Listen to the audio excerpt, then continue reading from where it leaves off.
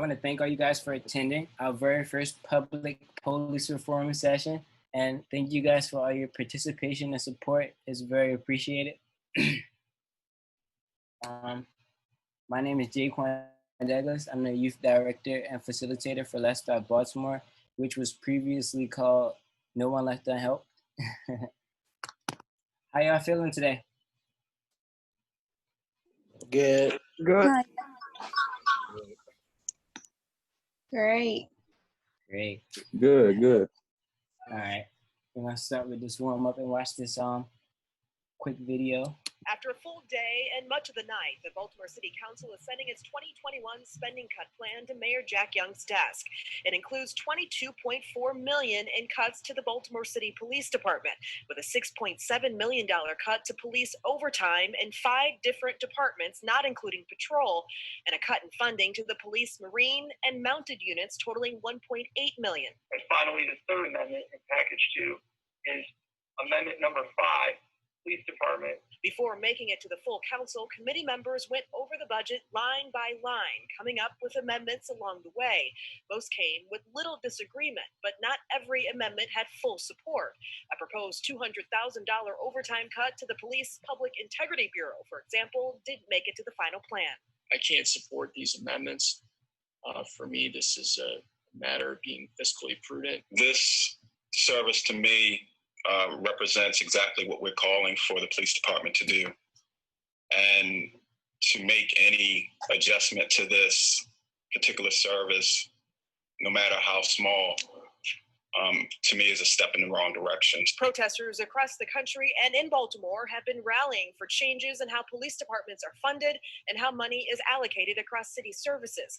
Council President Brandon Scott said the council's spending cuts are a step toward change. He emphasized that it's not the end of the process. We said time and time again that we are going to have to see the day where we actually get serious about reimagining the city's budget and having our police department's budget be looked at and reduced responsibly over time while we see an investment in other agencies.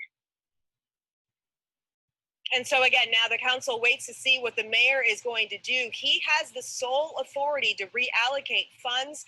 At this point, council members tell me that there has been no negotiation. At this point, they don't know what he plans to do. Reporting live at City Hall tonight, Kai Reed, WBAL TV 11 News. Okay, so stop sharing screen real quick.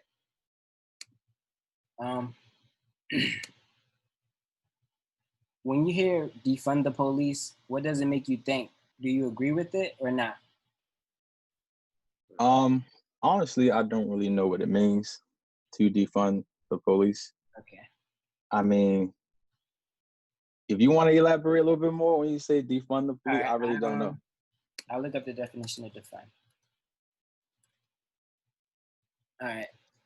I'm pretty sure it's like to take money from. Right. Yeah, take money from the police. Do you Like- agree with it? Or If you're talking about taking away certain funds to put it into the community, of course. Yeah.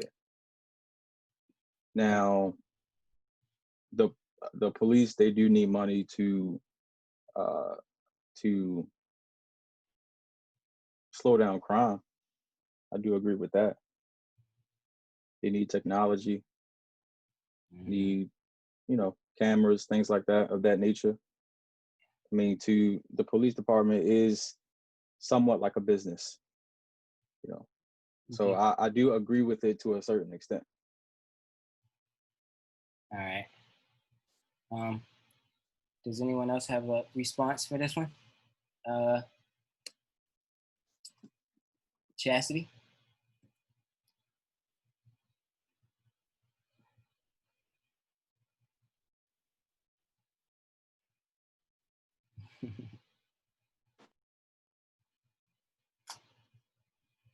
Okay. Can we all hear each other, or is it- Yeah. Yeah. Okay.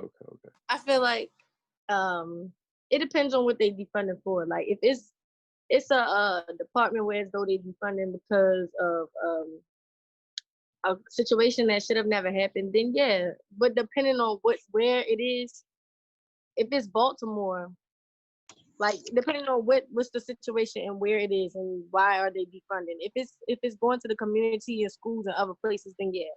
If not, then no. I I agree. Okay. I don't think that we should defund the police. Mm. We need money for training. The police need money for training. They need money. Like, you gotta thank these people too. Like, they do make a lot of mistakes. Well, a lot of fatal mistakes. But they still need stuff. Like taking money from them is not gonna make them be better. It's gonna make the police stop work. All that's gonna do is make some of the police officers stop working. And if none of the police officers coming up to work because their paycheck's not looking good or because they don't got the same benefits, then crime gonna be 10 times worse. And all we doing is just making it bad for ourselves. Don't you think we should. What you say? Don't you think that has something to do with change though?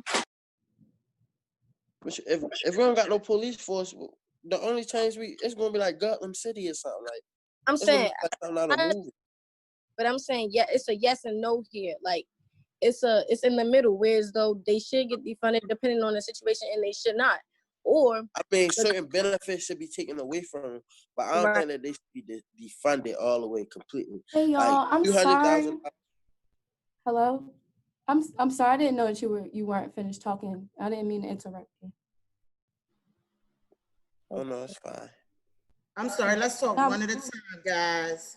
Everybody else mute themselves until the other person finish talking, please. Thank you. So, yeah, I was saying, do not defund the police. It's going to cause a bigger problem than what we can even, like, it's going to cause something way more, I don't even know the right word for it, but it's going to get way worse if we defund them. Okay. I agree. I just wanted to speak for a little bit of clarification because to my understanding, defunding the police means well, as of lately, they have been allocating most of the city's funds to public safety or to the police departments in particular. So that means that, say if we look at the city's budget as a pie chart, like as a complete pie chart, so right now, public safety is taking up the majority of that pie chart. So that leaves less funding for education, less funding for housing, less funding for a lot of like essential needs for a community in order to thrive and for the people in the community to all have, resources that are essential to everyday life, right? So when they say defund the police, they 100% does not mean that there will be no police on the streets or patrols. And what it will do is it will take some of that, to me, I personally believe is excessive funding. Like right now, the police departments are being excessively funded. However, when they take, so basically they're making budget cuts. They're not taking the complete, like the entire amount that's being allocated to the police departments and removing that from them. But what they're doing is they're not, instead of that, the majority of the funding being allocated specifically and only to the police department, it gives us the opportunity to start spilling some of that funding into these other departments that's lacking right now, that's completely lacking in society. So I just wanted to just clarify that up, because I feel like if we keep speaking as on the notion that, if we defund the police, that means that crime rates will rise and that, there'll be no police departments. I think that's going to more so misinform or misdirect us to what the whole goal of defunding the police or what the opportunities that come with defunding the police. Yes, I completely agree. I'm so glad you brought that up. If I completely understood what I've seen that I thought was the budget, yes, I 100% agree. There's too much investment in cameras that just so happen to get cut off. So we're investing all these, all this money just for things to happen, just for slip-ups to happen. That doesn't make sense. Mm-hmm. So maybe defunding will help the police realize, hey, the community really needs us, instead of just budget cutting on certain stuff. Like we already knew you didn't need that many patrol for trafficking. You're investing too much in traffic patrol for what?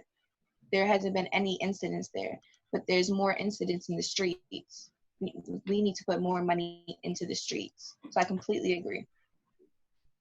I like how you mentioned as well that, you know, with all of the funding that we still may have, you know, slip ups and things of that nature. But I also want to highlight that a lot of times when the police departments have such excessive funding, they have, they're taking so much of the city's budget that also allows them to correct their slip ups or to cover up some of the mistakes or some of those fatal decisions that they made that led to fatal consequences and things of that nature. Sometimes that also happens as well, as we've seen in the most recent case. And I don't mean to, I just like to bring up specific examples. So with the George Floyd case, when that first investigator that did the investigation on his body, and he released that it seemed as if there were like the cause of death was from COVID-19 related, or it was like the police department's investigator didn't want to put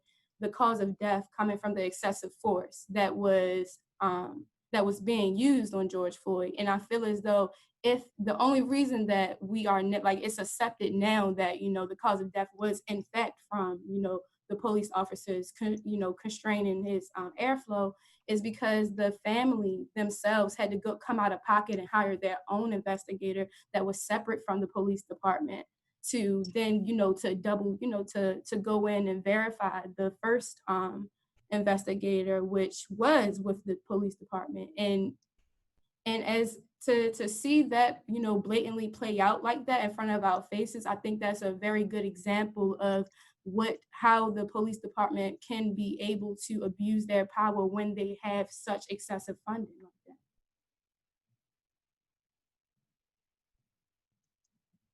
Sorry, I don't mean to.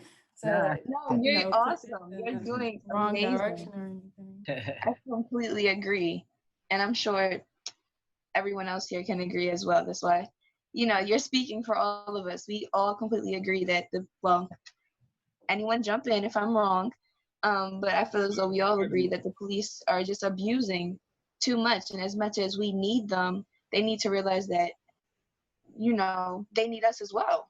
Mm-hmm. They're forgetting that. They're forgetting their purpose. So yeah, we 100% agree with you. Our silence means we agree. Okay. Does anyone else have any questions or answers to that question? I was just gonna say, I agree with what everybody else said, because I think a lot of times when people hear defund the police, they think of terminating police as a whole, and like those are like getting those confused can be confusing because those are two completely different things. So when you say defund the police, it's like the idea or the end goal would be, if you take this money away from them, it can force them to kind of put focus on areas where they actually need it, because they don't have those excessive amounts of money to put into anything. So if they don't have those excessive amounts of money, they have to actually focus on the areas where they're actually needed. Mm-hmm. So, yeah, it would make a huge difference in a positive way more than a negative. Okay, so back to what Chastity and I don't know the lady that was talking. I don't know the lady who was talking, but they both was talking about how defunding the police. You feel me? It wouldn't be such a good change. I feel like what Khalil said, both what Khalil said and Courtney. I'm in the middle because like defunding the police, like how Khalil said, it wouldn't like it would make everything worse. Like it would make them feel as if like, yeah, since y'all taking my money, then what's the change? Like I can't change if y'all taking my money. And also I feel like Courtney, because if you taking the money, you supposed to be taking the money for what they doing bad, not just because. Yeah, that's all I feel. Okay. So we're gonna go into police qualifications, which is Logan. That's your stuff. I'm gonna put it on the screen for you. And while you do that, you mind if I just chime in real quick? Yeah. All right, so I just wanted to introduce myself real quick. My name is Gerard. I'm from Baltimore. I'm 25 years old, and I actually am a Baltimore City police officer. Don't hang up on me. But I just wanted to join in when I seen the posts on Murder Income. I really like what you guys are doing to Thrive Baltimore movement. I love what you guys are doing, actually. I've seen you guys before in the street before. Yeah. Just cleaning the streets, stuff like that. And I've been watching you guys for a little while.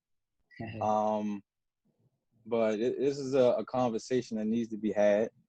And this is what we need. We need communication. You know what I mean? And that's the number one thing that we need right now is communication between police and the community.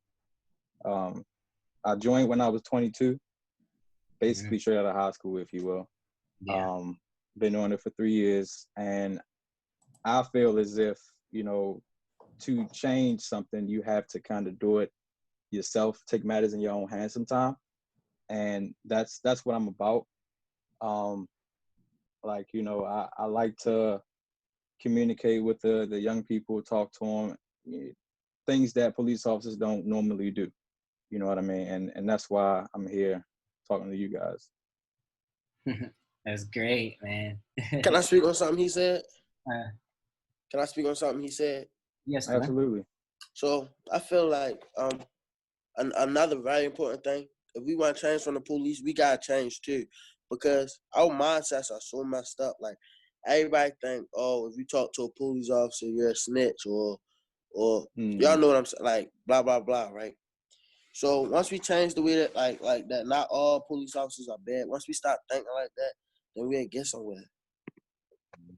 Yeah, I agree. I don't personally think that we all think that all polices are bad, but the fact that you're like, it's like you being around them being bad, you're observing them being bad, but I don't see any change or you doing nothing to change as a police officer. Like, it's not about who bad and who good. I don't think everybody thinks that a police officer is bad and good. I just feel like they feel like I just feel like they're observing or they don't do nothing to really or speak up about the situations. You rarely hear a police officer really speaking about situations that are going on, not about who's bad and who's good. Yeah, I agree. And that's one of the main reasons why I became a police officer, is because I wanted to see that change. You know what I mean? I wanted to do it myself. You know, the second reason why is because, you know, it is a good career. It's one of the top 5 careers you can have without a college degree.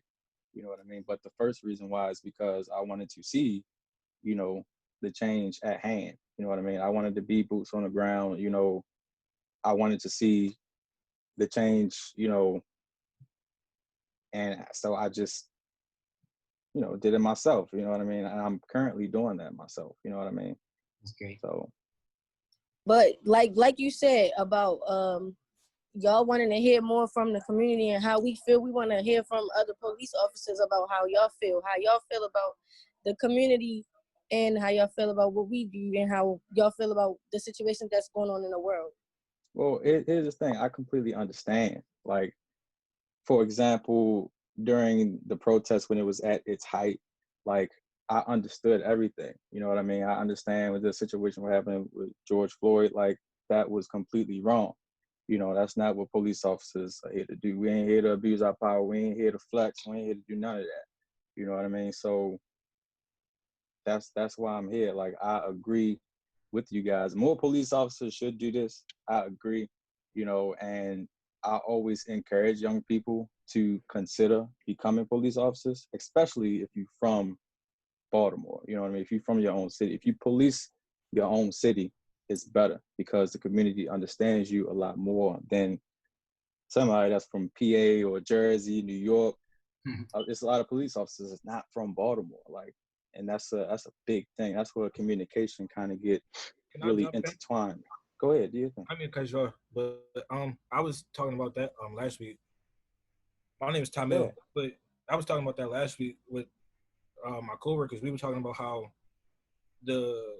when we walk around our own communities and we see police officers, they're usually police officers that aren't the same race as us, or they aren't from where we're from. So we think that it's a huge gap in communication with the people and the police officers, them not being from here, understanding the way things work and how they are. Yeah, because people from Baltimore, we talk a certain way, we dress a certain way, Yeah. we look a certain way. Like I could be talking to you a certain way, and somebody else from wherever would think that I'm being disrespectful, and I'm not. I'm just being me. You know what I mean? So that's just how it is. I think that can change, and that's an easy thing that people will miss. Like, you know, if you're from Baltimore, then become a cop. You know, it's really that simple. Can I jump in real quick? Can I say something? Yeah. Hi, my name is Isaiah. What's up, man? Yeah, I agree. Communication is the key. It's a change that has to be done. It starts in the mind. We have to change our mindset, and it's not just one side that's all doing the bad. It's both sides. It takes two, and that we have to. The community have to talk, and the police have to talk. Like we was talking, me and my coworker was talking earlier how used to back in the day when we was little, we would see the police present. They would come and talk to the youth. They would interact with the youth, but now you don't see them that much. All you see is they drive by, or they think that you're doing something that you know you're not doing, which is mostly is happening to the Black African Americans, which is racially profiling, but you're not really doing it. But we have to have communication. It has to be a good communication, not always thinking that we're doing something wrong. And 9 times out of 10, we're not doing nothing wrong. That's it. I agree with what he's saying. I feel like we need to get together as a community because there's a lot of miscommunications going on. And that's starting to be a big problem. Like, I'm not going to sit here and say everybody who outside on the street corner is innocent, but I'm not going to say they all guilty. And it's not up to you to decide they're guilty or not. Like, you can't just come mess with somebody because you see them outside. Like, I feel like that's very unfair. But you also can't brand this that you're doing something that you're not supposed to be doing. Like, their job is to make sure everybody see. So if I'm out here making it look like I'm selling drugs or I'm breaking the law, they had a right to stop me and question me. But they don't have the right just because I'm sitting outside. Like, some police officers be way too excessive with that force. But some of them just be trying to do their job. And at the end of the day, they human, they scared. So we gotta understand that too. I think that's a big thing too, is like the perception. Like being from somewhere else and then coming to Baltimore and becoming a police officer, you already got in your head what it's gonna be like. So when these officers take the streets, they already got their guard up and they showing fear before they even bump into any real problems. And I think that by them being scared, it causes more problems than it solves. I wouldn't say it's being scared. I'm sorry to butt in, but I think it's just a culture shock. Like, if you take where you're from and you go to another city and you become police in a neighborhood that you've never been in before, you know, it's a culture shock.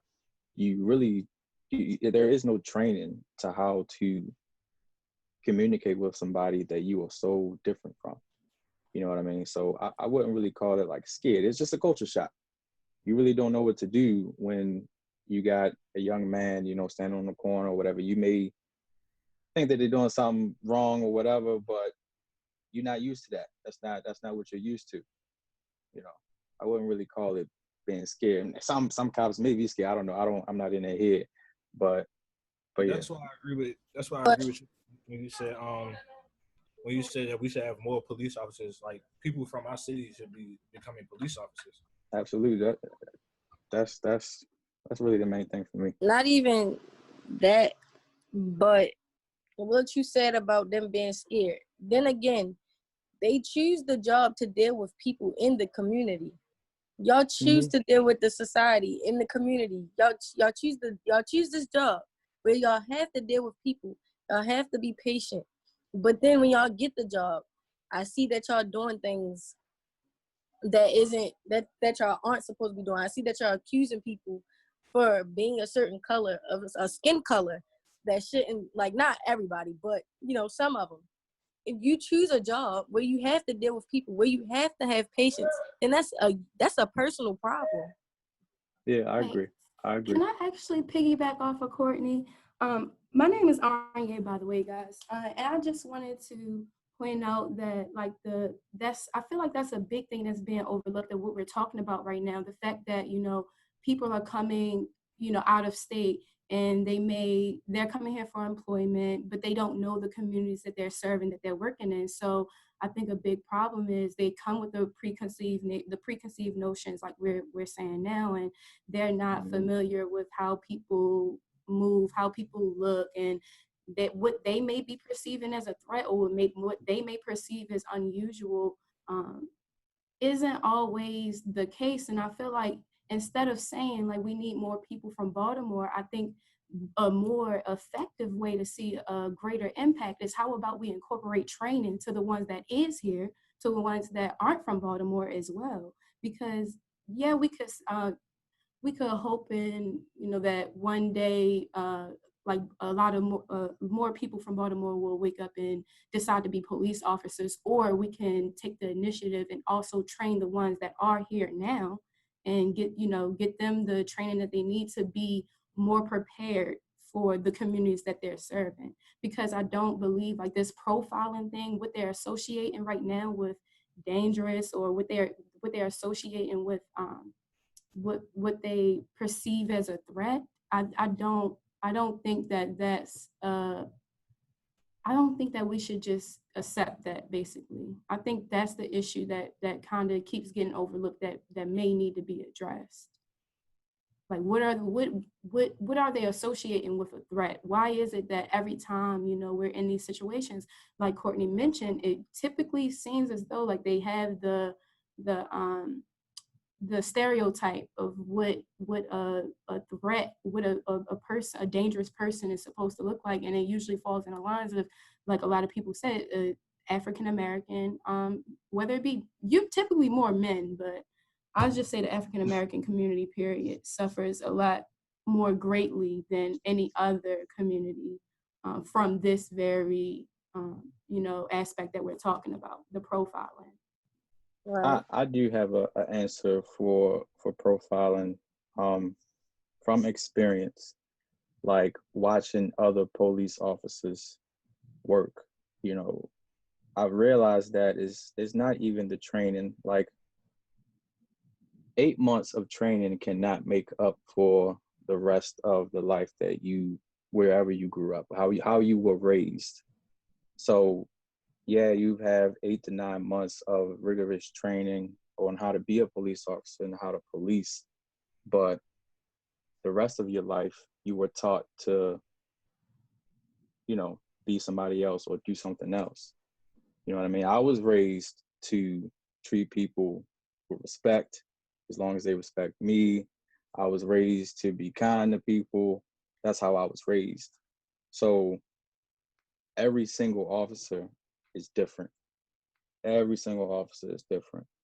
So this guy that was raised in Pennsylvania and, you know, in the middle of nowhere, you know, and he was taught to hunt.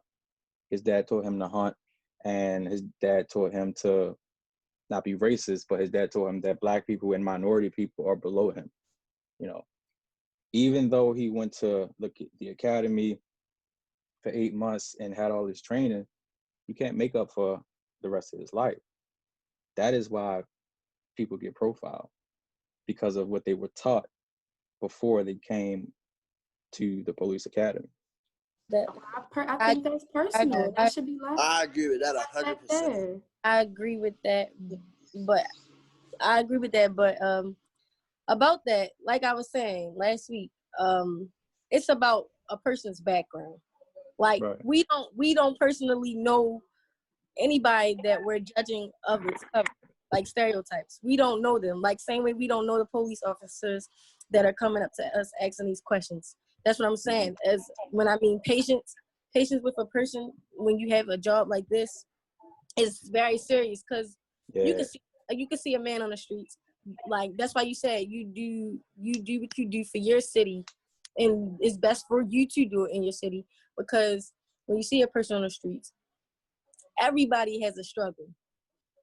Right. Everybody has a struggle in the background and a story to why they do the things that they do now. So that's something that comes with this job,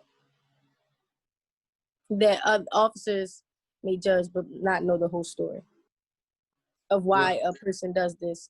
But taking your time, actually trying to help this person in the community, actually trying to get them like in good footsteps and stuff, that's part of a thing that y'all used to do that I don't see much anymore. All right, so what I was gonna say is, I feel like if you know how you was grown up and you know like you was growing up to hunt, or your parents taught you like racism or like black people are under you, like you said, I feel like why would you even, you know what's going on, like as a police officer. I feel like why would you even put yourself in that position to be a police officer if you was Because grown up? some people look at being police as, you know, oh, I have power now. That's how they look at it now. That's why, you know, and I'm not going to like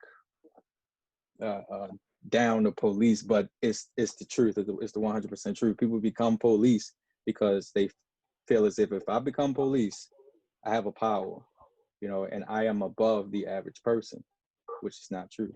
That's why that's their thinking. You know, oh, I'm gonna go sign up for this job and I'm above everybody. That's what they think, unfortunately. So I have two questions. The first is when a police officer comes from like outside of Baltimore and comes to Baltimore, do they have any sort of like during their training involvement with the community, like going to block cleanups, you know, block parties, community meetings, meeting with the leaders, you know, to get like comfortable?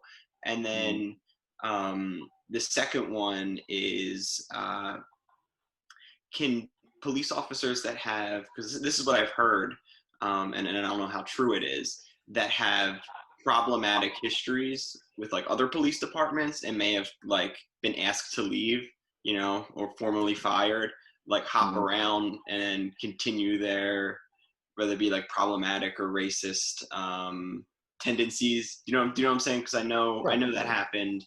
I went to school in Pittsburgh, University of Pittsburgh, and there was a cop who was part of the university police department who got fired because he had a lot of complaints against him for profiling students. But then he lost that job, got hired by a suburban Pittsburgh police department, another one, and ended up killing an innocent man. You know, even though if you went back to all of his complaints at Pitt, it's like obviously this guy's, you know, it's a problem. But you know what I'm saying? Yeah, I'm gonna answer your first question. So there is no like community outreach that we do when we are training. Like very seldomly you'll get, you know, we'll do the Outward Bound event. We'll do like Outward Bound. You know what Outward Bound is? It's like a yeah. A lot of people in the city know what Outward Bound is. It's like a community outreach thing. So we'll do that with a group of kids, you know, but it's very seldom. You know, that's something that you got to do on your own. You know, it's definitely not enough. It definitely should be more of community outreach programs for police officers specifically, so that people who join the force in a city that they have no idea about the culture, you know, there's not enough of that. Now to your second question about, you know, like qualification wise and background checks and stuff like that, I don't really know about that stuff because I never been a police officer before this job that I have now. So I can't really answer that for you, but that can be a problem, I can see. I have a question. So being in Baltimore at the department, do y'all feel like y'all keep us safe? Like, speaking for, not trying to speak for, well, yeah, speaking for your department that you're in, do you feel like they keep they keep everybody safe, or do you feel like it's a lot of police officer, like, I'll ask that question after. I got a question. Because I was gonna say it's a lot of police officers. Are these questions for me, or I They're mean, it can be. Trust me, I have no problem answering all your questions, but I'm just making sure I don't want to like keep talking and like They could be for over. both. Right. Okay. Do y'all feel like y'all keep us safe? I feel like there's always room for improvement. Me personally, like, I feel like manpower is one of the things that, you know, we fail at, you know, which is why I recruit so heavy. You know, everywhere I go, I don't care if we're walking through the mall or whatever, you know, you wouldn't even think that I'm a police officer if you know, just seeing me, like, you know, in public.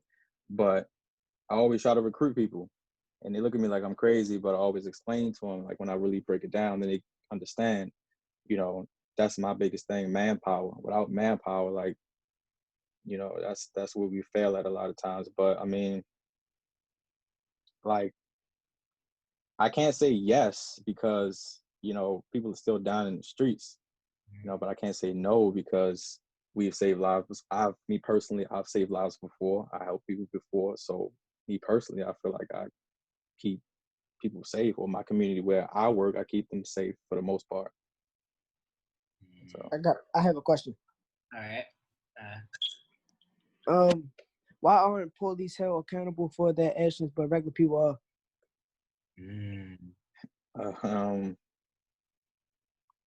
Me personally, again, because I can't answer for everybody else. You got 4,000 other police officers out there, but me personally, like, right, I am held accountable for my actions. If I slip up, make a mistake, do something, like, I get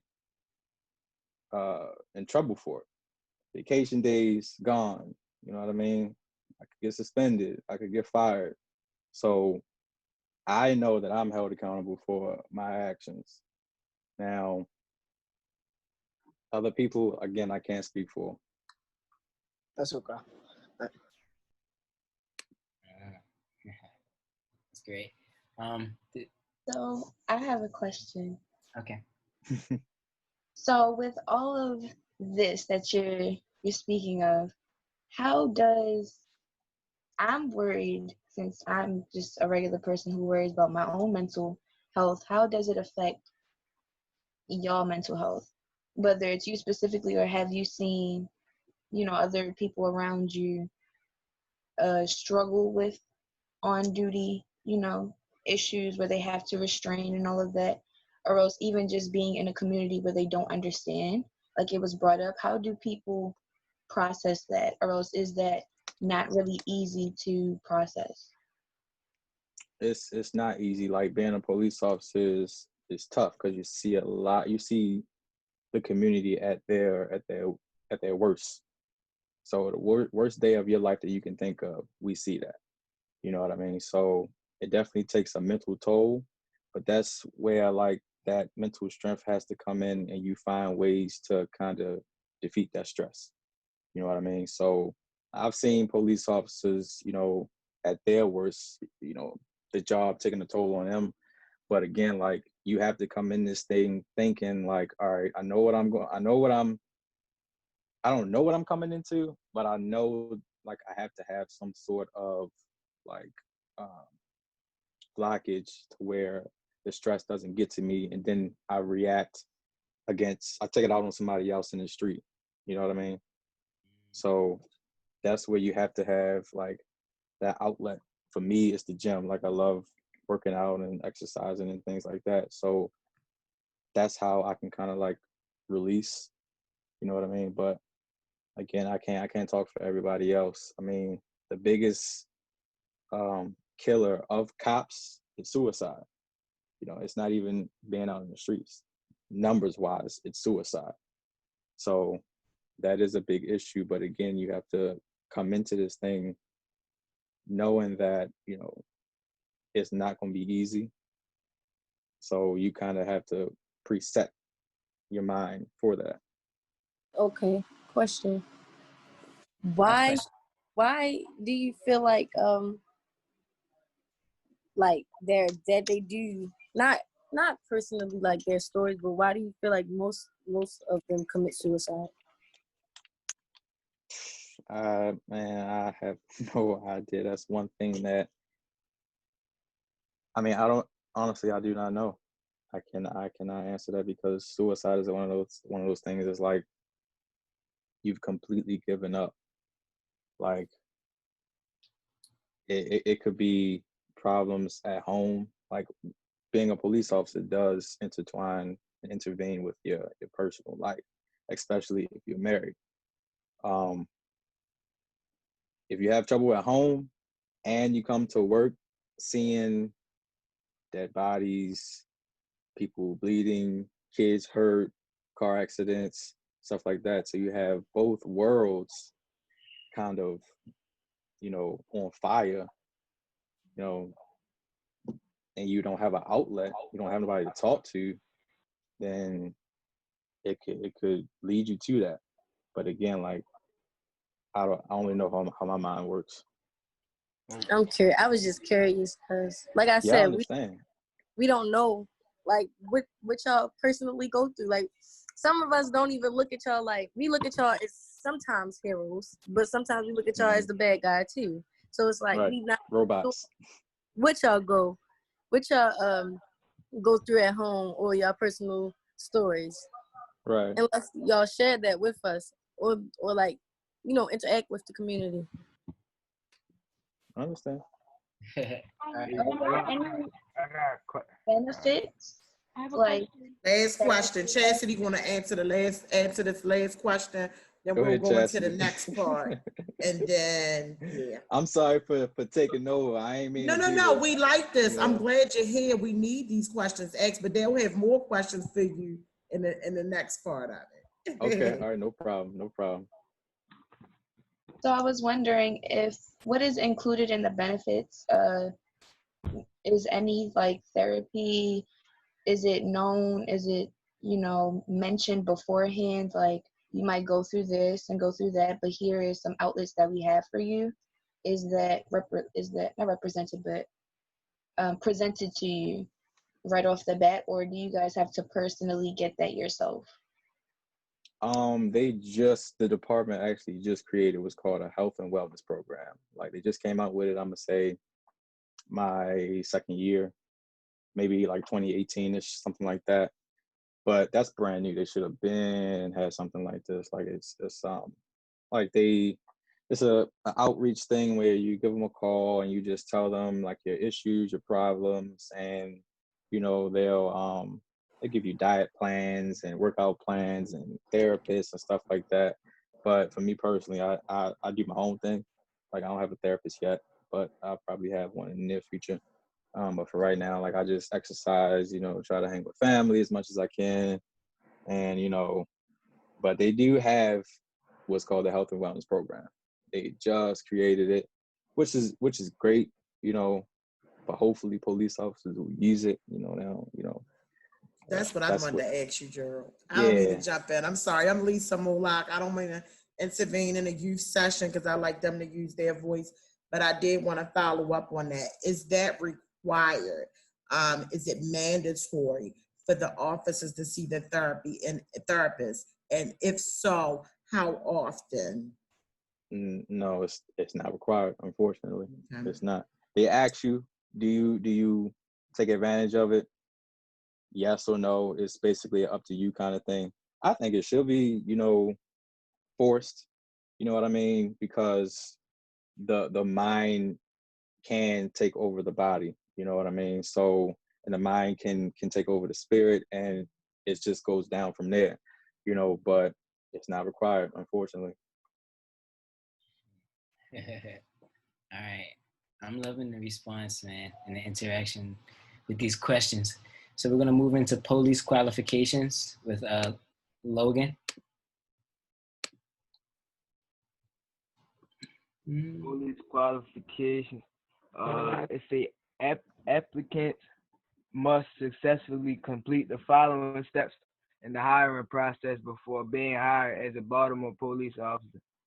National Testing Network, NTN Frontline National Test. Physical. You have to complete a physical agility test, and you have to attend to a. I can't really see it. It's a preliminary Preliminary. preliminary interview, background investigation, polygraph, physicality examination, physical examination. Yeah, those are questions for me. No. What are the minimum qualifications on the before? All right, what are the minimum qualifications on or before? My bad. Good, bro. What are the minimum qualifications on or before the date of filling? I don't know why it's. What are the? It's moving all by itself. Like I don't know. All right. Just don't try to highlight it. All right. What are the minimum qualifications on or before the date of filing the application? Each candidate must be a U.S. citizen, possesses a valid driver's license. Please note, you cannot have any more than 5 points on your license. You must be 20 years of age and 9 months upon beginning the academy. Academy must have a high school diploma or general education development GED certified diploma recognized by the State Board of Education. You must not have any current court orders relating to domestic violence. Cannot have been dishonorably discharged from the military. No felony or serious misdemeanor conviction. Misdemeanor must be expunged from a criminal record. Can you zoom in a little bit, bro? Oh God. Yeah. Okay, all right.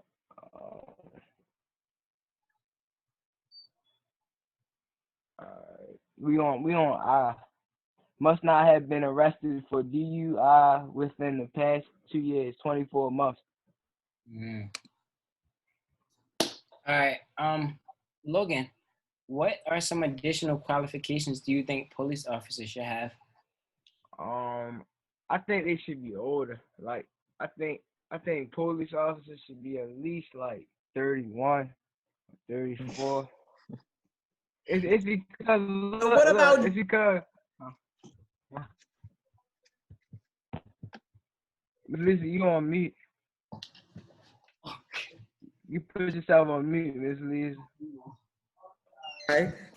What do you think about him, how he's interacting with you guys? And he's 25. I mean,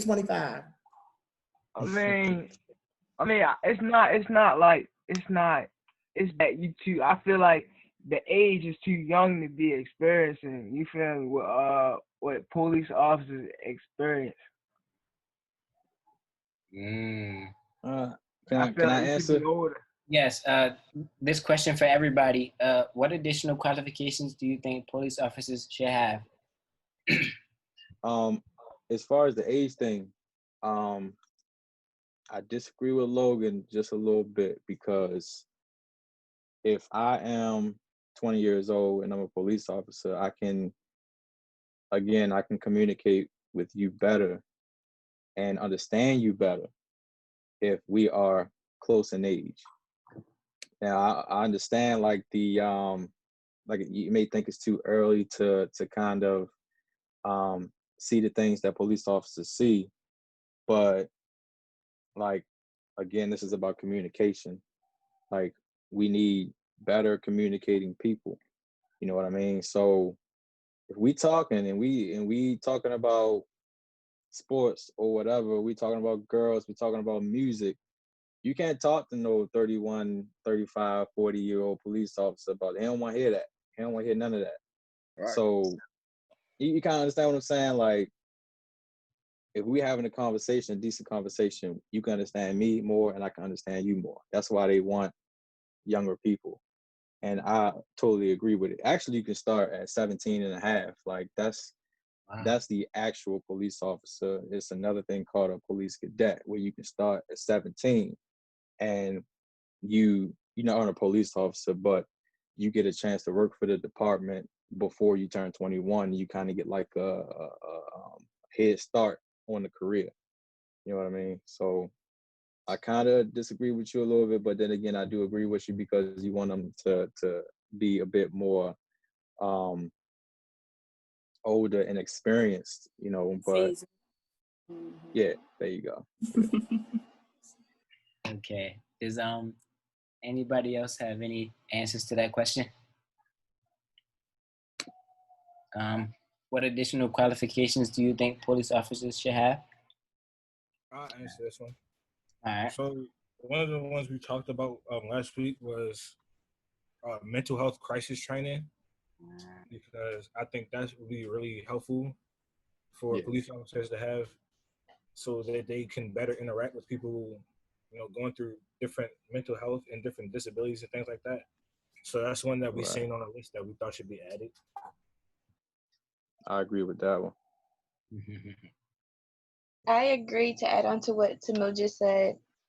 I feel as though some psychological training as well, trying to understand, you know, young teens and why they would possibly react the way they do, as well as, you know, just within the Black and brown community in general, and as well for officers to understand what it's like to be in a regular white community as well, and how, you know, it might be nerve-wracking for some officers to do that.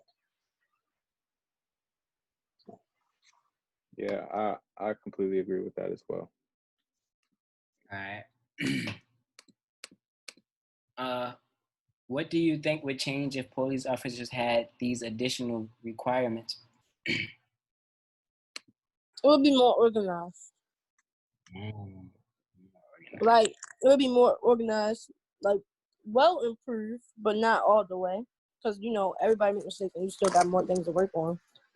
But, yeah. It's always room for improvement. Always. Yeah, and I do think that having some sort of like national database to see like if cops have been, have a problematic history in another department, you know, just so people aren't bouncing around. Yeah. I feel as though people would actually learn. I think that's the whole, you know, issue. We aren't learning as citizens, and as well, I feel as though some officers aren't learning as well.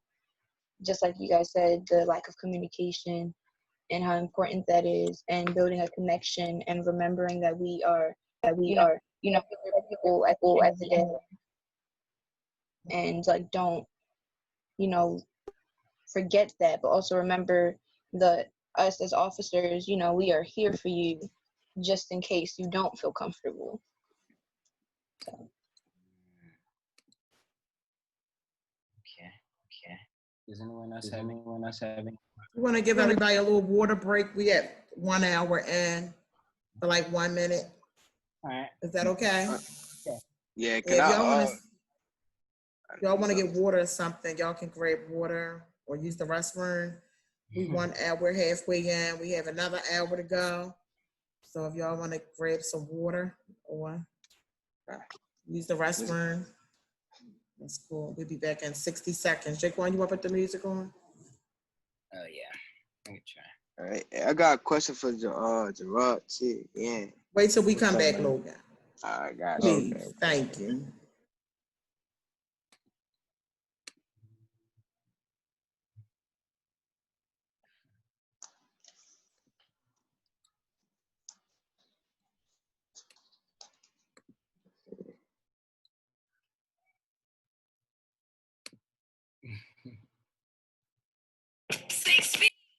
Social distance means back up. I think it's social distancing. Mask up, cause I don't want your germs on me. I'ma need 6 feet and keep 6 feet. That's what social distance means. It's a head nod for me. Distancing, mask up, cause I don't want your germs on me. I'ma need 6 feet and keep your mask on, please. 6 feet, that's what social distance means. Back up and practice social distancing. Mask up, cause I don't want your germs on me. I'ma need 6 feet and keep your mask on, please. 6 feet. Back up. Mask up, cause I don't want your germs on me. I'ma need 6 feet and keep your mask on, please. 6 feet. Social distance means back up and practice social distancing. Mask up, cause I don't want your germs on me. I'ma need 6 feet and keep your mask on, please. 6 feet, that's what social distance means. Back up and practice social distancing. Mask up, cause I don't want your germs on me. I'ma need 6 feet and keep your mask on, please. 6 feet. Back up.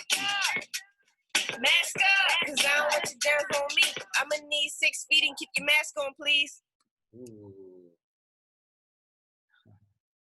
Okay, coming back. We're gonna start with video.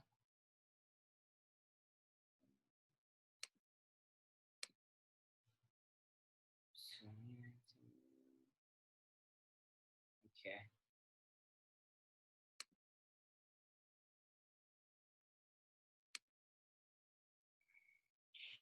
3:30 a.m., July 1st, in the 5800 block of Falkirk Road. The mother-in-law of a 33-year-old man she describes as suffering from paranoid schizophrenia calls 911 for help. All right, now, is he violent?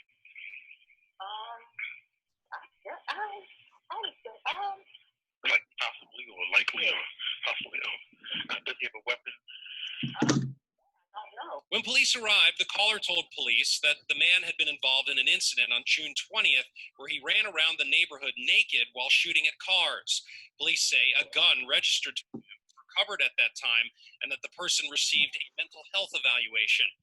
Because police could not confirm whether the man was armed this time around, 3 officers went inside as part of a safety sweep. How these people, police officers, how they get in here, yo? I didn't call these people. They got on masks. Your family called. The man seems confused as officers were led into his basement. How y'all get here? All these people get here when I invite them to my house, yo. These people in my house illegally. I told you the family called. Sheriffs are here, yo. The family called. Sheriffs are here, yo. Y'all about to kill me in real life on camera. As police tried to talk the man out of the basement, he pulls out a handgun, aims at an officer, and is shot. 1,500 of our officers, including these 3, have been trained in 3 different behavioral health training programs offered by the BPD. I do think the situation could have maybe gone better if a mental health professional was present. Adrian Bridenstine with Behavioral Health System Baltimore, which is currently working with city police, says this incident highlights the work that needs to be done. This incident represents a total system failure of the behavioral health system, but also just how our community responds to these types of crises in general.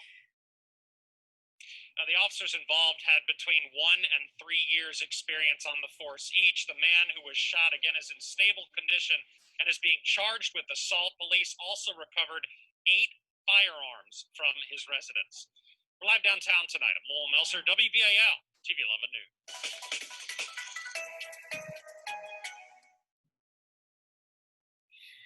Man. So, Selena and Tamil, how did watching that video make you feel?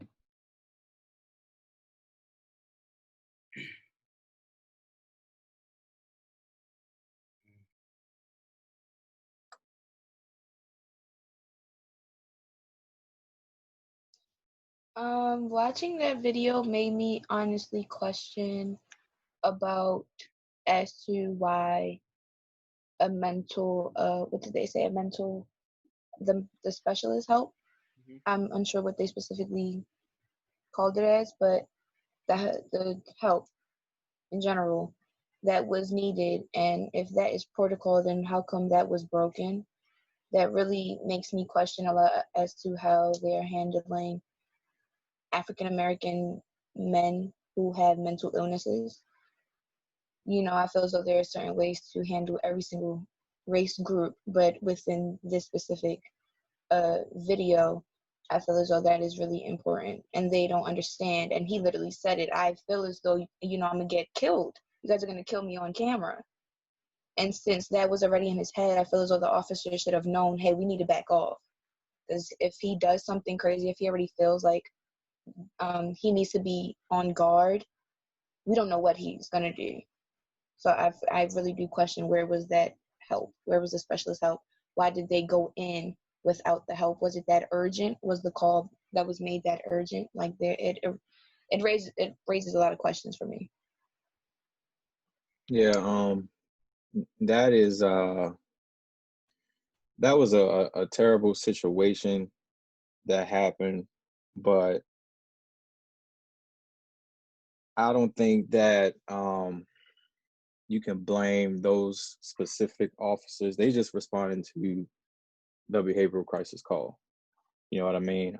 That was a lack of communication on everybody's part, though, because the specialist could have came out, could have talked him out of it, and could have taught him to go into a hospital or what have you.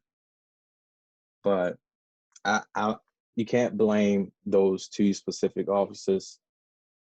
They're just responding to a call, and they get a slight description of what the call entails. It could say, you have a angry, mentally unstable person who is, waving a gun around or is threatening suicide, threatening to kill somebody else. So you go in with the intent to, okay, let's get this guy to a hospital. That's just protocol. That's what you're supposed to do. You're supposed to get him to a hospital. Now, him pointing the gun and that whole situation transpiring the way it did, I mean, you can't blame those two officers, but I do kind of wish it didn't happen that way. I wish that, maybe the family could have called his specialist first, or maybe could have called, his doctor. I'm not sure, but that's just one of those situations, that you really can't blame anybody specifically. You know what I mean? So that's just my take on it. I agree with both of y'all. You can't blame the officers, but if there is a specialist that is supposed to be there, they should have at least called the lady or whoever the specialist was to go down there to help. And the specialist should have went down there with a cop and solved the situation. But you can't blame the cop because he pulled out the gun. And their first response, they can't ask questions when he pulled out a gun. Their instincts is to grab the gun because their life is in danger, even though his life is in danger too. So you can't really blame either side. Yeah, every situation is different. Like situations like that, officers get so much training, but when you get on the street, it's like, you go off of your training, but you also go off of human instinct. You know what I mean? Because every situation is so different. There's not one situation, take that situation for an example. That's basically called a behavioral crisis call. But every behavioral crisis call is different. None is the same.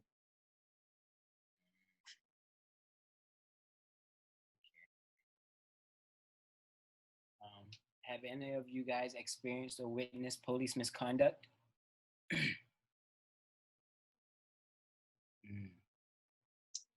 Should I answer that? I'll let somebody else answer that. But no. Personally, honestly, I haven't. And I would tell you guys if I did, but I wouldn't tell you, oh, he did it, or so, give you names and that kind of stuff. I would tell you if I, have witnessed that. But no, I've never witnessed police misconduct.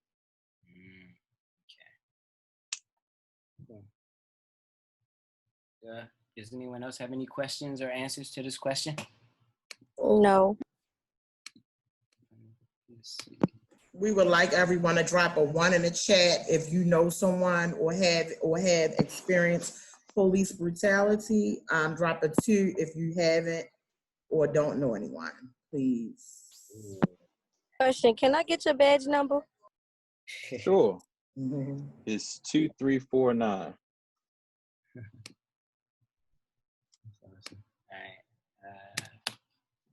I was going to give my information at the end. Yeah, you can just put it in the chat always. Oh, can I? Yeah, because we would like to invite you out to our next session too, if you would come. Oh, We're absolutely. meeting with the I would. police commissioner and the mayor on July the 30th at 4 p.m. Okay. Yeah. Okay, cool. And we appreciate you being here. Yeah. Okay. Well, y'all got it because this app is kind of new to me. Hold on. This is who's this for? So do you go to chat to like put the messages down or?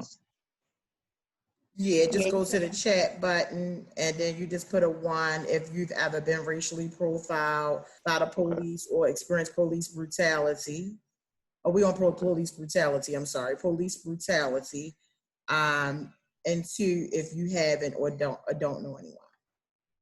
And then the next question, after everyone does that one, would be, have you ever been racially profiled by the police?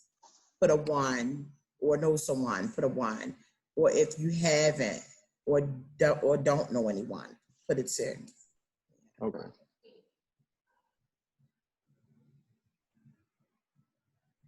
Oh, I have a question. Yes.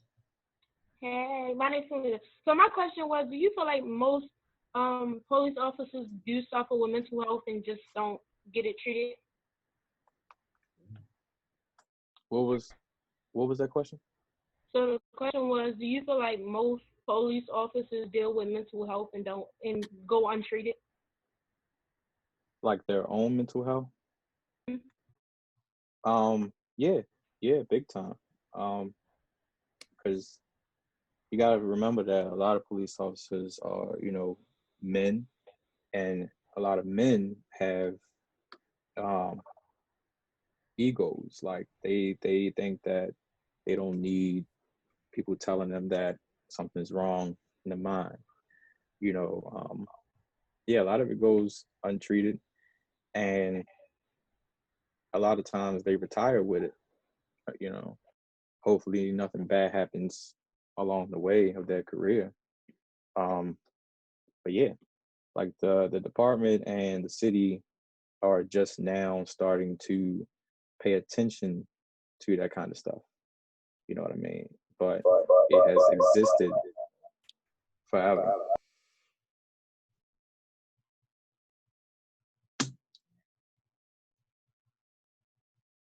Okay.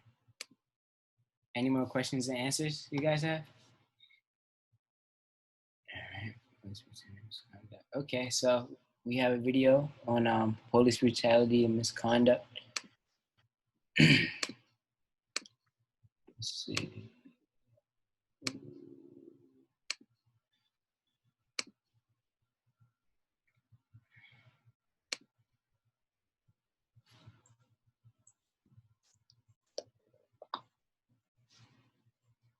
Someone's been shopping. Like no other. Needs an election like no other. The 2020 conventions are coming. The Democrats, the Republicans. Watch it all go down live. Stay with CNN.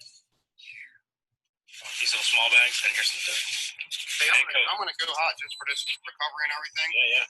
But I've been off because I'm obviously high, so.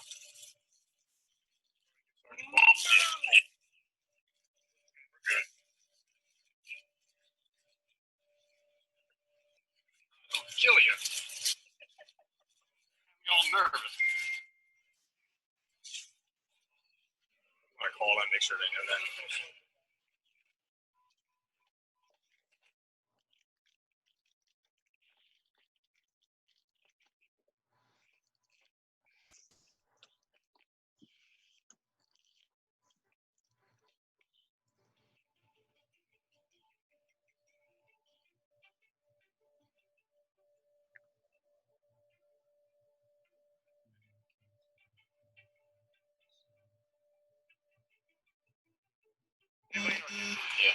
I just turned on. You're not supposed to.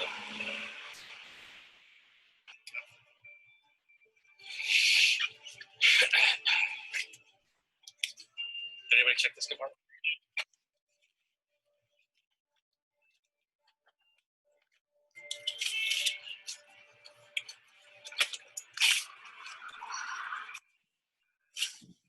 There you go.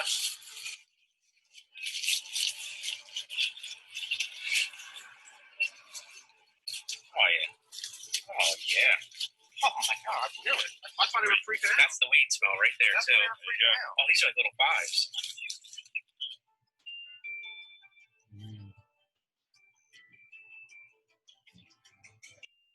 The camera was on, now it's off. So does that mean that when the camera was off, some type of criminal misconduct was taking place by police officers?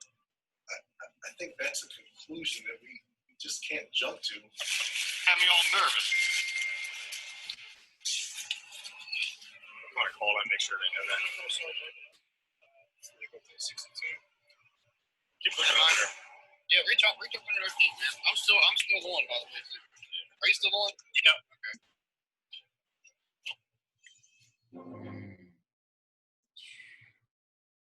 Man.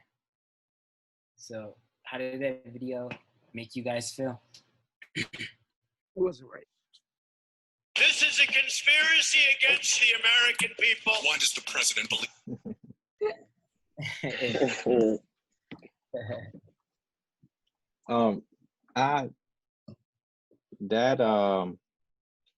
That has happened a lot throughout the years. You know, police officers planning drugs and stealing money, stealing drugs, whatever the case may be. That has happened a lot over the years. That's why they brought cameras to the police department. Back then, when Davis was commissioner, I think cameras were somewhat new. Honestly, like that has happened, but I think that can, with technology, that can come to a complete stop as far as officers like planting drugs and stealing money and stuff like that. Like we actually can get in trouble if we respond to a call or have an engagement with a citizen if our cameras are not on.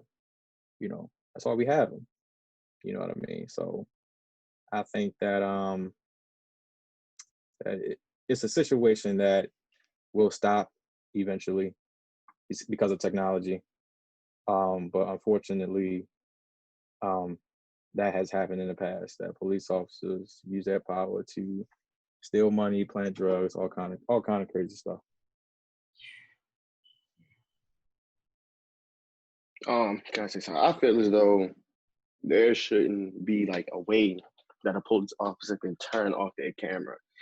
And just like the commissioner said, you can't jump to conclusions, but kindly you could have, because if the camera is there to record everything, why you have to turn the camera off doing what you're doing and then turn it back on when you found drugs? But you can't jump to conclusions. Right, yeah. I have well, there's a question and an opinion at the same time. Do you feel that they should improve the cameras? Because there's police officers that will turn their cameras off, and then that whole situation of them planting drugs and taking money will never be found because they are taking the cameras off. Would you think? Oh. But that was my question. Do you feel like they should improve the cameras? They have, like, we just got new cameras, I want to say 2 weeks ago or maybe a week ago. Like, technology is crazy. Like, the new cameras that we have, they're starting off with the taser. Like, if we turn our taser on, the camera automatically turns on. No matter if we press the button or not, it automatically turns on. How it does that, I have no idea. It's just technology. And the next thing that they're going to move to is the gun. As soon as we take our guns out of the holster, bam, the camera is on. So, like I said, that part of misconduct is going to come to a complete stop because of technology. Now, if you have stupid officers out there that's going to do it anyway, then that's on them. But that's going to come to a complete stop. I can guarantee you that. That's great.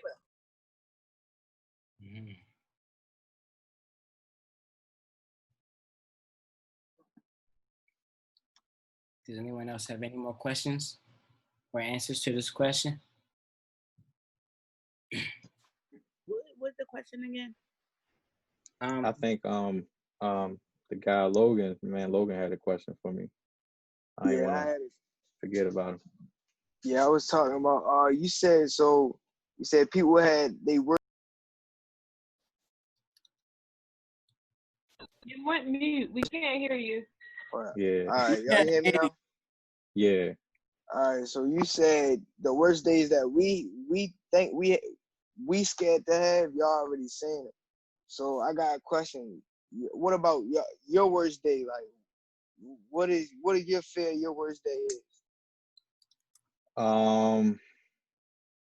I got a big thing about kids and older people. These are people who are vulnerable, and that's like my weakness.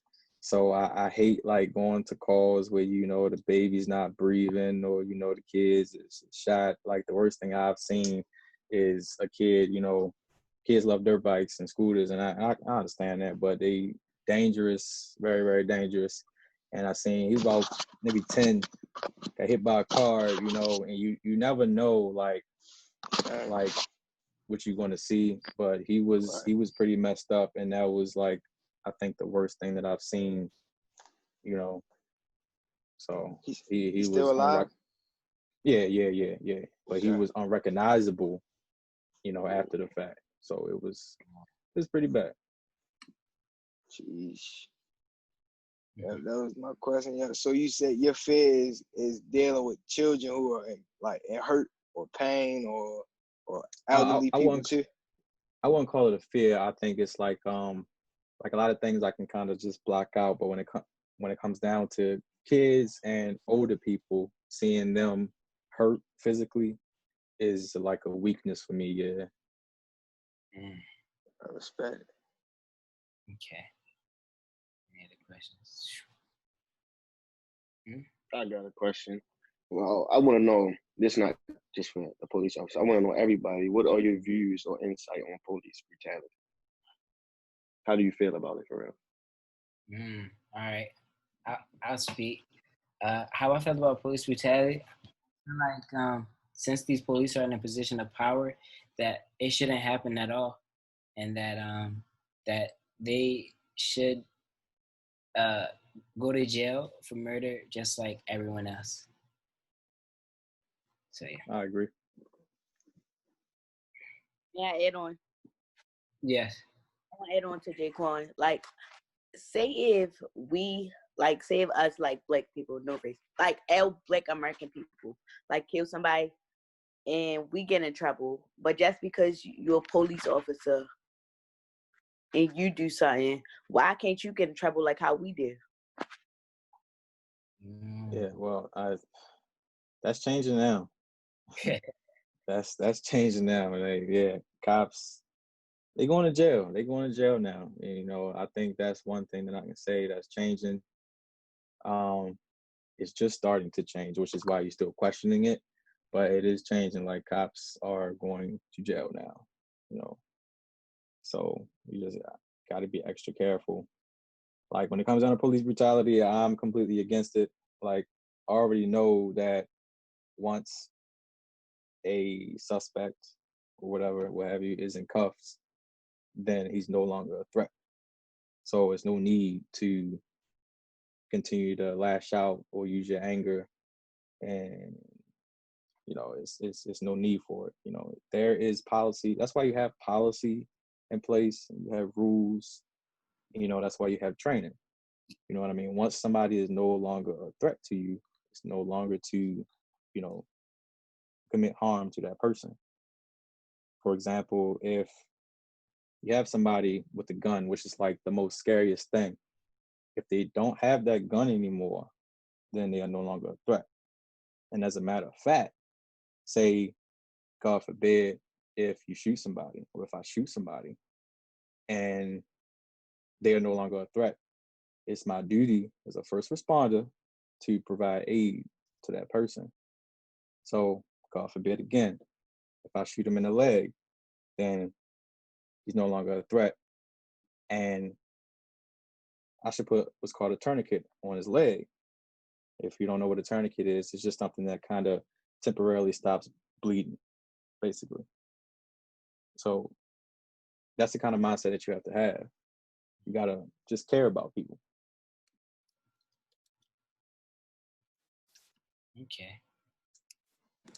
Hey guys, we have the media on here. Just a little heads up. The media is on here. I invited them to come on. So we do have Eddie from Channel 2 who just chimed in. He was watching us from Facebook, and I did invite him to come on. He's going to talk with two of you guys afterwards, Tamil, and so don't log off at the end of the meeting. I'm sorry, y'all can continue. And I guess Chastity and Jaquan or Courtney.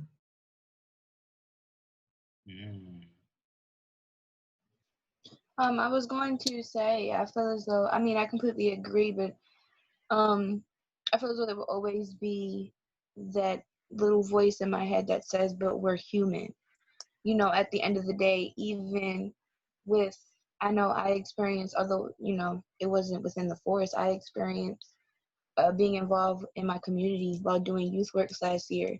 And it really made me have to open my eyes and realize these people are having issues and they need help. And it's sad that their community is letting them down. So I feel as though not just on top of our regular everyday lives, we have the officers letting us down when we need them the most.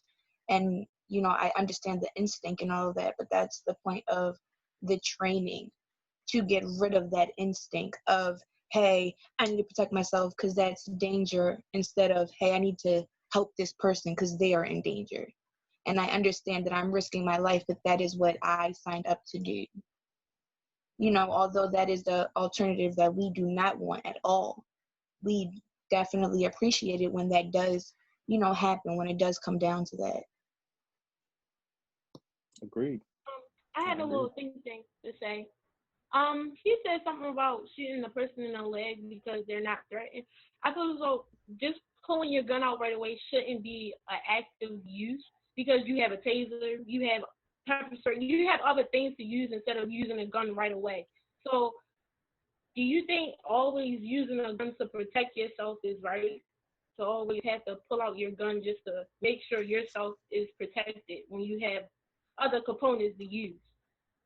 No, I was just using that as an example for force and providing aid. Like, I'm just saying, what if, you know, if somebody has a gun and I just so happen, God forbid, to shoot him in the leg, you know, and he's no longer a threat.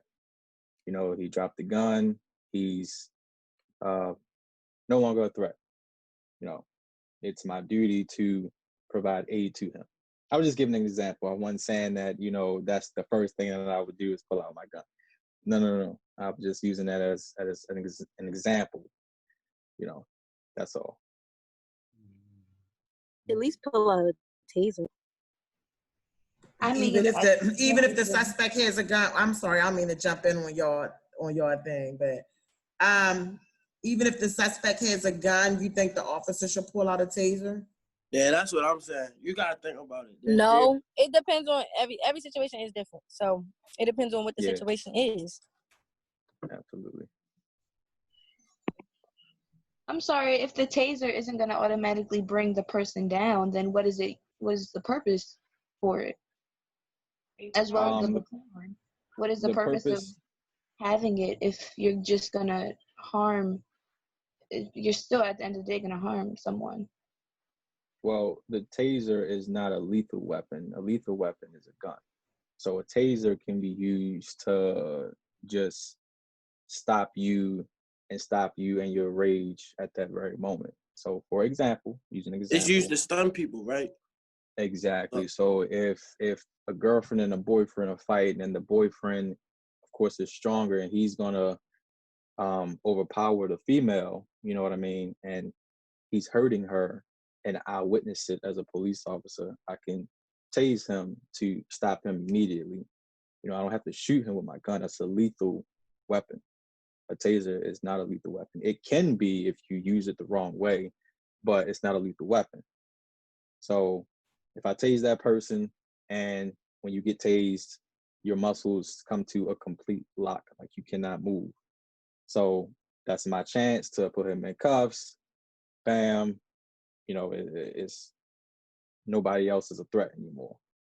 So if somebody has a lethal weapon, then I'm forced to pull out my lethal weapon. If he has a knife, a machete, a gun, you know, then, you know, the use of force has to level But up. to have a knife or something, I don't think that. Well, a knife is a lethal weapon. But if somebody fall away from you and they have a knife and you got a gun, that's not really fair. So you pull out your teaser. Nah, I mean, well, a knife is a lethal weapon because you can kill yourself. Now, that's one of the situations you got to be really, really smart. Like, if I tase you, and remember, your muscles, they come to a complete lock when you get tased. So if you have a knife to your throat and I tase you, it's a possibility you can stab yourself. So that's when you got to just talk to that person and try to like create a rapport, create a relationship with that person, and try to talk them down, get their mind completely away from what's going on in that moment. Talk about, I always use sports, you know, talk about sports, basketball, you know, that's just me personally. So I have a question when it comes to you know, I don't know if it's an instinct or that just feeling when you feel as though, oh, they just might have a weapon, you know, or else what they're about to, you know, as someone is moving and you feel as though they're going to pull out something. Like, what is the thought process behind it? Do they actually train you guys for that to just automatically, you know, like you said, aim for the leg if you feel as though you're in danger, you know, or else they're pulling out something that's lethal, you know, because you don't know what they're gonna pull out. So what is really the thought process of that, since that is one of the major issues when it comes to officers and interaction? Well, the whole leg thing was an example. The leg thing was just an example of I just made that up. The example, like what if, you know, someone is reaching for something? Yeah, you did get. I feel like you get great training on characteristics of an armed person. Now, when fear comes into play, you know, then that's when police officers may react off of that fear. But we are trained to realize what an armed person looks like, whether if the gun is in their private area or on their waistband or they have it in a bag, something like that. But you do get trained, and you just have to keep repeating, you know, or keep in mind that the hands is what counts. The hands is what's gonna become dangerous. So as long as you can see that person's hands, then you're fine. How can you tell if someone have a gun on their waist? I'm not about to, you know. Yeah, I'm just saying, like, how can you, like, I'm not asking for you to tell me the exact training. I got you. How can you tell if someone have a gun on their waist? Like, you can't pull your gun because the way that someone's walking or something. Oh, no. I'm not saying that. You definitely can't pull your gun out as a police officer. You can't pull your gun on a person because you think that they may have a gun. You know, you can stop that person. You know what I mean? And how can you tell if somebody has a gun or hiding a gun on their waist or something like that? A gun just makes a shape. You know what I mean? But I'm not gonna like sit up here and train you on how to like point out if somebody got a gun or not. But we do get that training is what I'm trying to say. Okay. Thank you. So let's move on to the next portion, Jaquan. All right. I have another question. So with all this is happening, do you guys agree or disagree with riots, and why? I agree with riots. The same way that they get to use force, we should be able to use force too. I feel as if rioting is the only way that we can get our point across, then you should riot. I'm not looting small businesses and stuff like that. That's not a good form of rioting. But standing in the streets and fighting back and stuff like that, that's gonna get a point. Like, people talk about riots on the news before they talk about protests. May I add on? So you agree with peaceful protesting, basically. Is that right, Khalil? No, I don't. I agree with peaceful protesting, but I feel like if you need to riot, then riot. Okay. Does that include looting businesses? Oh, that's what I said. Looting businesses is not right. I don't think looting like small businesses and stuff like that, that's not fair though. Like, that don't have nothing to do with them. But going out in the streets, I don't want. What you think they should do when they riot? I don't want to sound like a hooligan and stuff, but like, no, speak your mind. Your voice matters. All right, so absolutely. So certain stuff is overboard, like burning down the CVS and stuff like that. Like, that's so dumb because they gotta rebuild that CVS. So now they're gonna be charging $5 for a pack of gum because they gotta get that money back because you burned it down. And that's all that's doing is inconveniencing ourselves. But and like small businesses, that don't really have nothing to do with them. So like when they was burning down the small businesses because of George Floyd died, that didn't have nothing to do with them. So that's not fair. But rioting do get a point of. Tell me, what should they do when they're rioting? What do you agree with them a part of rioting? What part of that you agree with? I feel like they can do whatever they want except for like loot for small businesses, burn stuff on fire, stuff that's going to damage the community. Like, the police officers don't live there. I doubt that, like, when Freddie Gray died, I doubt that any of those police officers lived on North Avenue. So going up and down North Avenue, burning everything down, that's not that smart. That's, you live in North Avenue. They don't. So you just ruining your own house.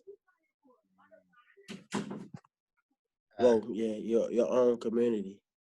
But like going out and fighting, using force with protests, like using some type of force, I think that's good. I think that can get a point across. And like making noise. Shine light on it. Yeah, making noise, being loud, stuff like that. That can help you. Right, I completely agree with you. I feel as though rioting is necessary once, peaceful protesting isn't enough. Just like I completely understand. I mean, once it comes to, just like Khalil said, like ruining small businesses, I feel as though we need to be protesting in front of the businesses, make officers come and look at the community and say, here, look at this. This store has been here for years and it's never had an upgrade. This is what the community needs. Why don't you come and help us do this? Or else, we need a community center and you guys are worried about, just stuff like that. Like, try to make noise and then represent what was the whole point of it. Don't let rioting, just to do it. Don't let it be an unnecessary thing. Use it to your advantage. Thank you.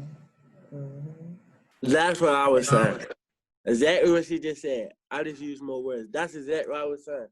I agree with you too, Khalil. I'm sorry. Yeah, I agree. I agree. Exactly. Sometimes you need to make noise to shine light on the situation, but then come up with a solution, right? You don't want to make all this noise and then have the world shining the lights on you. And now you're doing nothing. All of that was just a waste of time. So yeah, you also have to have a goal too. Like, you can't just go wide and say, "Oh, I want all police brutality to stop." That's not gonna ever happen. It's still gonna be racist cops out here. It's still gonna be cops that use overly aggressive force. There's a bunch of stuff that's not gonna ever change. But it's a way that we can move steps forward. So like, if you have a goal, so like,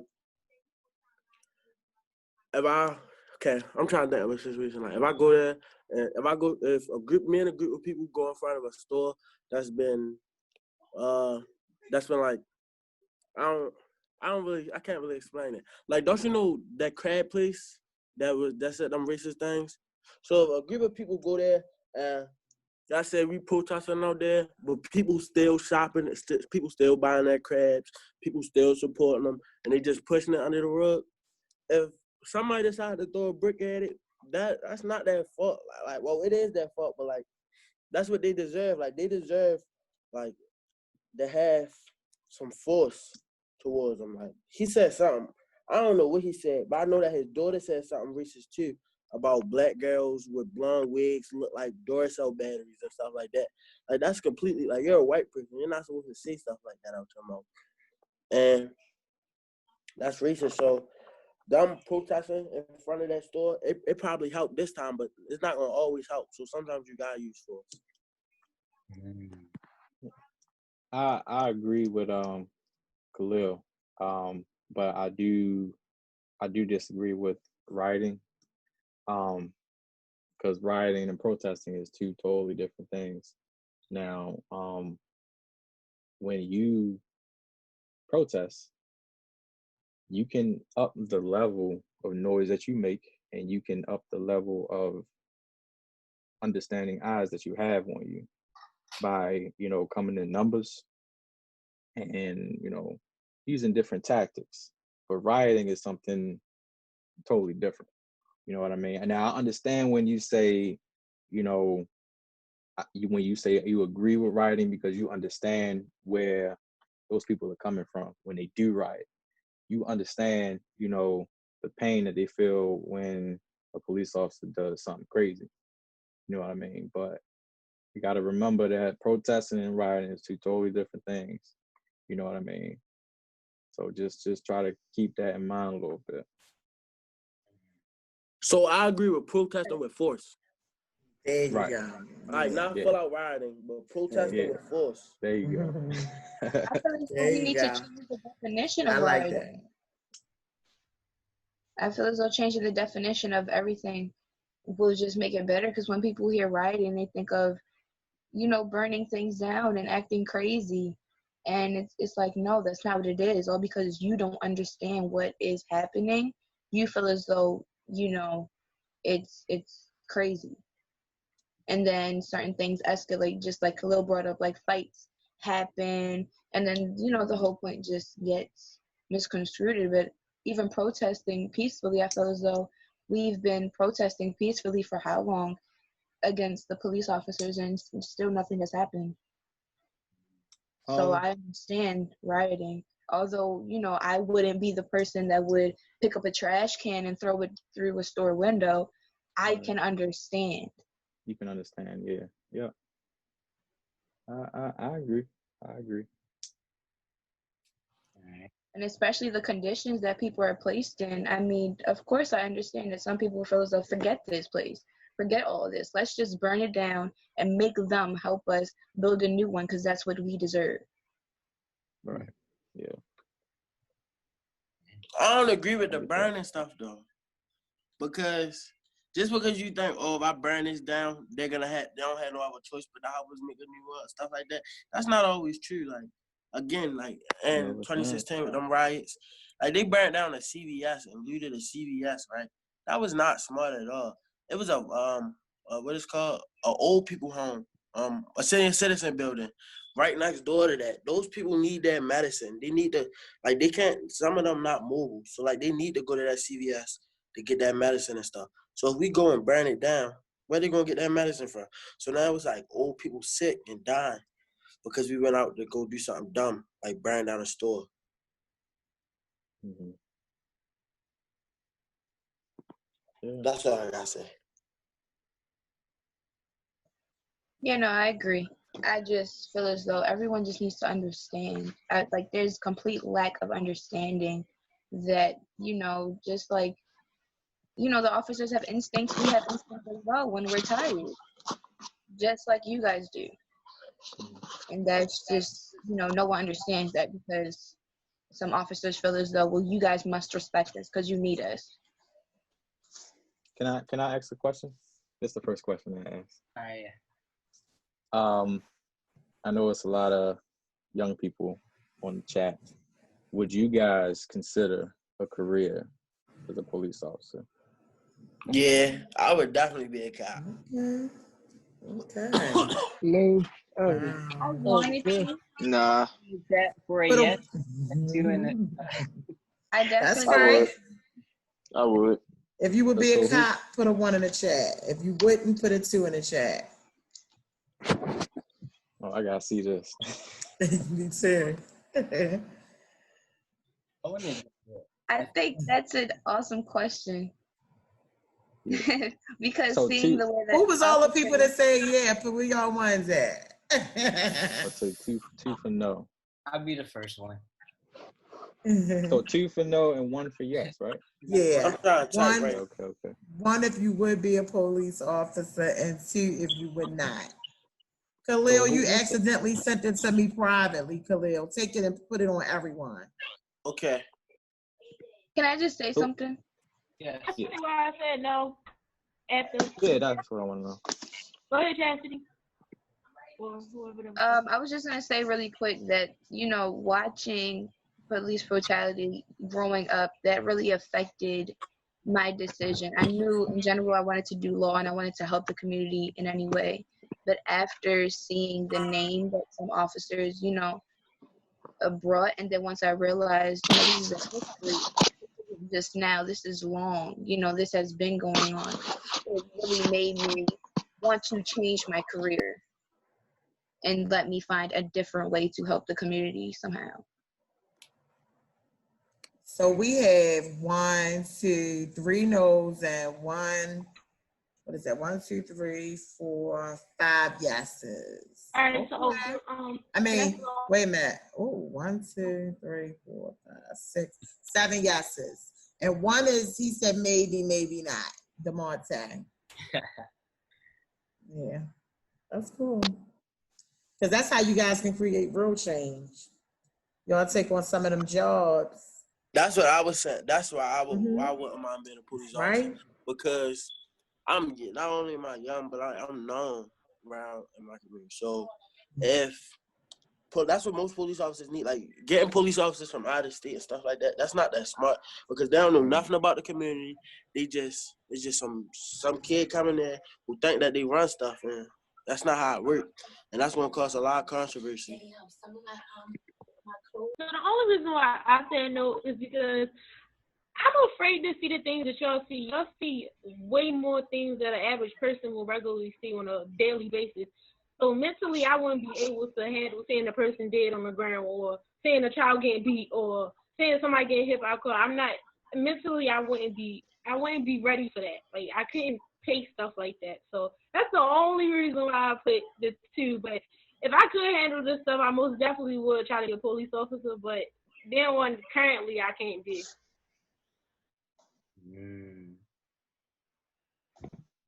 Like that. All right, now may I explain why I said 1 and 2? Yeah. All right, so I said 1, like because like I could be a part of the change, and I say 2 because like I wouldn't want to look like, don't know how like Chastity just said, like growing up and like they doing all this bad stuff. I wouldn't want to be looked at like that, so that's why I said 2 too. So. All right. All right, thank you all.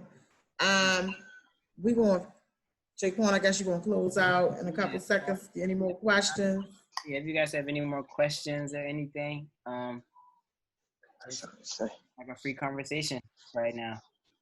For the next 5 minutes, and then we're gonna let Eddie Cadham interview a couple of the youth, because he gotta get off too.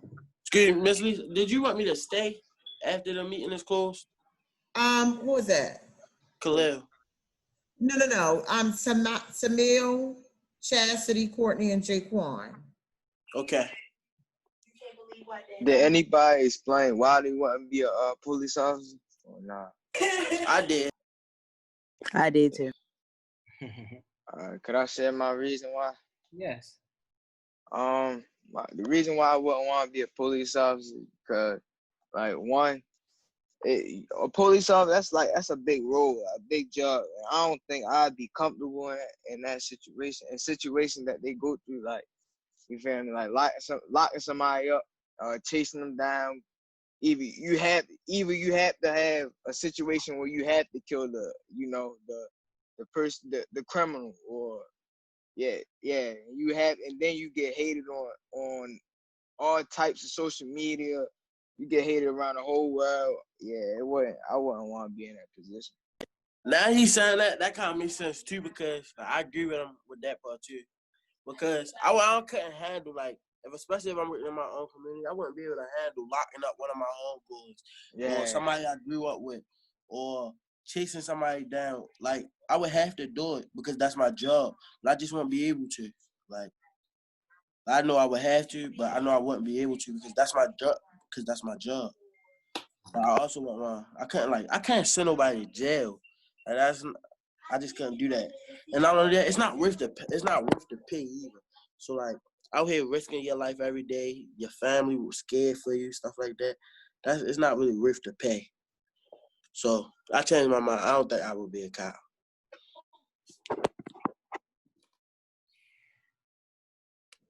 Can I respond? Yes. So I liked everybody's answer. But the truth of the matter is that a lot of you guys don't really know. Like, you don't really know what it's like. That's why you kind of going off of what you see in the news on IG and everything like that. But the truth is, you really don't know. Now, I get what you're saying about the dangerous part about it. I completely get that. But if you really think about it, every job, almost every job in America is dangerous. Whether you're a truck driver, you work in the health field, whatever the case may be, every job can be dangerous. But police work, if you want to see a change within the community that you live in, then you can make that change at hand. You get to kind of create your own job, if you will. Now, as far as, the whole big responsibility role, that's very true. But again, if you want to see that change, then you got to take on that responsibility. What you guys are doing right now is a big responsibility. You know what I mean? But I completely understand. I completely understand what y'all saying, but from experience, like, the good outweighs the bad for me. Being though I can reach the community, at firsthand is great, because you get to change lives. Honestly, you get to save lives. You know what I mean? And when you're talking about having a kid going from hanging in the street on a block. What's happening here? I can clearly kind of see it's a dialogue between an officer and young people. How important is this? What are you learning? We are learning police reform and how to combat and make change in our communities by learning, like, knowledge on police and police reform, and sharing with our friends and family. What we're doing right now, we're just getting, communication from each side, the police officer side and the community side, just to see, what it is, where it is we're ignorant and what we don't know, and kind of getting those ideas out and kind of figuring out what it is we can do better by gaining a better understanding of what we don't know. So that's what we're trying to do here right now. I'm also working on something. I don't know if you guys heard today, and this will be the last question. I know you guys have a great dialect going right now. I don't want to interrupt too much of it. School going back to virtual completely on Monday. I was talking to some, Lisa's been doing an amazing job getting tablets for kids, helping them out, and that's kind of, we've done tons of stories with her on that, and I think that's amazing. The fact of the matter is, the internet access is still a huge problem for so many families. Is that something any of you guys are experiencing, something you're worried about if you got siblings in the house also going to city schools who might have to use that broadband during the day when you're trying to attend classes and stuff like that? Yes, I'm very worried because I'm concerned that I will fail. That's my biggest fear. Like I do not want to fail in life at all. Look, is your name Logan? Yes, sir. Logan, how was it at the end of the year for you? Were you able to even do all your stuff, or?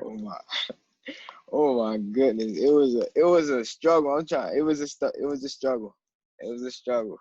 I couldn't focus. I couldn't focus. I kept talking to my teachers every day. Like we probably best friends right now. But yeah, it's crazy. It definitely got complex at the end of the year, though. Yeah. What was it? It definitely got complex at the end of the year, Just, switching your mindset from being in class every day and going to different classes and kind of being in that school mode to not being able to go at all, like at the snap of a finger. Like nobody knew that our last day of school was going to be that Thursday when we got out. So it was a big adjustment. It was complicated. Yeah, school closing down was a big problem for a lot of people, especially me. Like it's so hard. It was We so need to hard. see you, Khalil, if you're speaking, please. Yeah, Khalil, we can't see your face. Oh, I'm sorry, my bad. I was moving. What I was saying was, that school closing was a big problem because it was different. Like I never did online school before. I never did nothing like that. So me just going to school one day and then the next day school being closed for a year, like that's a big problem. Did anybody have any issues getting on with Wi-Fi and that kind of stuff, or did you have to do it through your phone, or how were you able to get the work done? It was hard. I didn't even go to school some of the times because it was so hard. Like I couldn't understand nothing, so I just wouldn't log on. Thank you for that honesty. I know some of you I sent messages for you all to get devices on North Avenue. Did any of you have issues? I know some young people don't like to speak on that, but not having a computer or not having the internet prior to us helping you guys get digital devices. Was that an issue for anyone that you possibly want to speak on?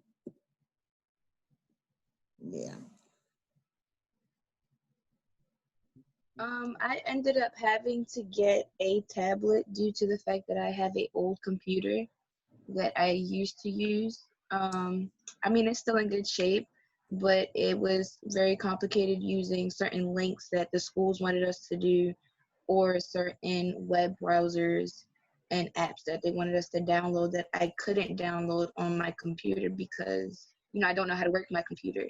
I think that's also one of the things they expect us to know how to use technology very well when we are provided, just Apple products and shown how to use them. We actually don't know, how to actually use a Google Drive. I feel as though that's the difficulties, especially once we get the devices. Now, what do we do? All right. Well, I appreciate you guys' time. I don't want to take any more. Eddie, I can tell you one other thing that you might want to add. So I've had to purchase computers for some of my youth. Youth don't probably want to speak up on that, so we don't want to direct that on nobody. But I've had to personally purchase computers and devices for youth and also help their parents to pay for internet because, they didn't have it and they couldn't afford it. So that has been huge throughout my organization. And I work with 63 children, young people. So, and I know we've purchased personally over 285 devices that we've had donated and have given out to young people. And I've also sent 300 youth up to North Avenue where I was working closely with them to make sure that the youth were getting the devices. I made appointments for the families to go up there personally to get the devices. Lisa, but they have to turn them devices back in. Have you heard from any families where, you know, there's a situation, mom and dad are working from home, they need to use, you know, the internet access? Yes, so that was a big, yeah, that was a big issue because they were trying to do one device per house. Remember when we did an interview on that. Yeah. So they have changed that where each child can actually get a computer now. But again, a lot of them have already received dates to return them devices. So for summer learning, it's going to be difficult for them. And if they need to study to make up for what they've missed, that's an issue, you know? So it's critical that we get devices into our young people's hand that they can actually keep. Because returning the devices and then having to go through this all over again in the fall, it seems like it's going to be a big mess. So I'm very concerned about that. And a lot of parents have also told me that they were concerned about that. All right. Fair enough. Thank you.